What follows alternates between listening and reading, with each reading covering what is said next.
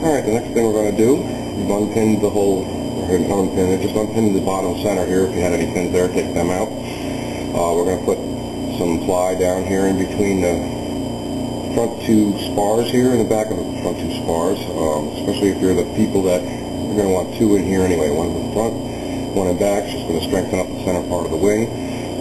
If you did the wing in two pieces, like the two 2-foot pieces here, I'm going to put one behind here and the front here, and that'll join the wing together.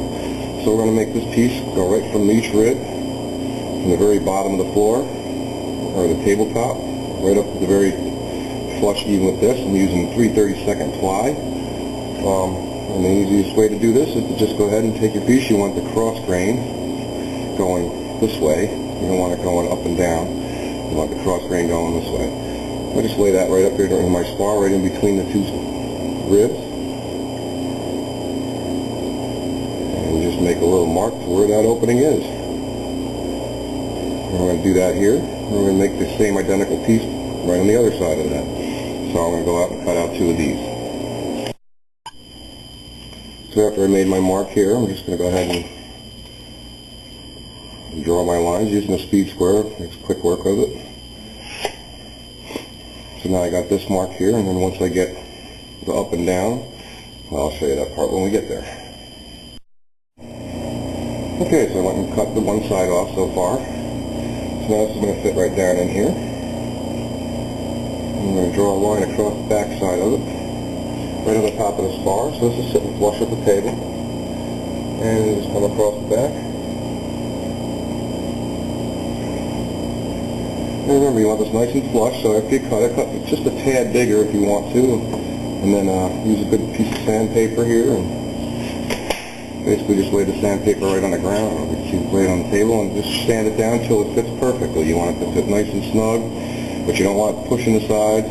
Remember to keep your grain going across the wing, coming up, instead of going vertical. And so now I'm going to cut this side off. Oh, I didn't get a very good mark on that, so I'll do it again. And this is going to be for both sides, so I'm going to make a template of this, so probably easier to grab it this way. Make sure your wing is flat, flush when you go to draw this line. Your top spars are nice and flat. If you want to clamp it, you can go ahead and clamp the back tail section. But you just want a nice even thing, because this is going to hold your wing together if you're using the two-piece, and it's going to also hold your wing on the plane because your dowel is going through this. And then there'll be another 1/4-inch piece up here, or 3/32 piece that sits up here, that will measure onto the fuselage and get exactly where it fits into the fuselage. So that's what's going on. We're just going to put a piece here, another piece here. So you can make two of these guys, kind of epoxy those pieces in. So I went and sanded my pieces down so they fit nice and flush, right to the bottom of the table. They fit right to here. I got my clamps on hand. And I'm going to epoxy these in. You could probably CA them in if you would like to, but you want to get every side of this baby. Nothing on the bottom, because that's going to be on the floor, but right where the spars meet, I'm going to get it a good amount of epoxy. I'm going to do both sides at the same time and clamp them together. And for the people that are using the two spars instead of the 4-foot spars, this is what's going to hold your wing together, so you want to make sure that this is good and glued. No chintz in here. We'll deal about repercussions later, but anyway, I'm going to get that, and then I want to get the edges, so I don't need to have it on the back of that part, but I want it here to here, so it's touching the ribs, and on the other side, so it's touching the ribs. And because I'm going twice here, I'll just push this right up in here. Trying to keep it as close to the back as you're doing this as possible, because you don't really want to get glue on this. But we'll clean that all up in a minute anyway. Just get it up there snug, let the glue start feeling its way around, rock it back and forth, up and down. You just want to get a good bite on the glue everywhere. Get the other piece. Now if you want a little bit longer of a time to work, you can go with a 30-minute epoxy, which is actually, what they say, a little stronger, but I just use 5-minute epoxy for everything. So again, I'm going to hit the back side of this.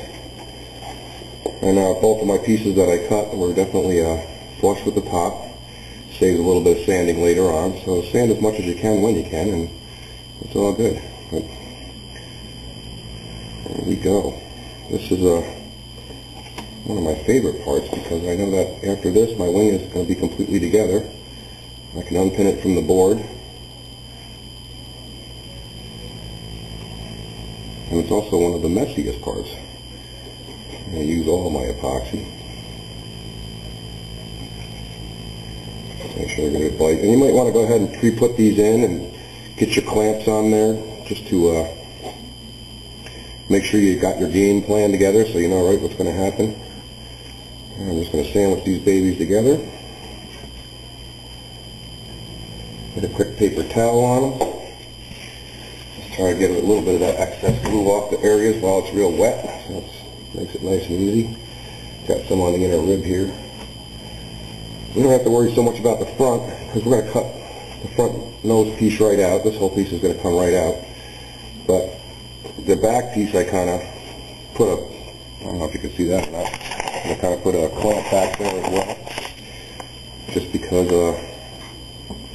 I want to keep my wing as straight as possible everywhere. So now I got my wing together. I'm going to make sure my spars are joined together in the center, and they're looking good, which they are. Now it's a little lubricated, so it's going to be a little tougher to hold them together. I'm going to clamp the outside to the top. And then I got an old piano tuning clamp here that just works great for this job. But it's a nice big heavy duty spring. Lock that baby right in the center of the bottom. And if you look underneath and stuff, and just check, make sure everything is lined up where you want it to be. The tops of the boards are flush with the top of the spar. And my favorite part, let it dry.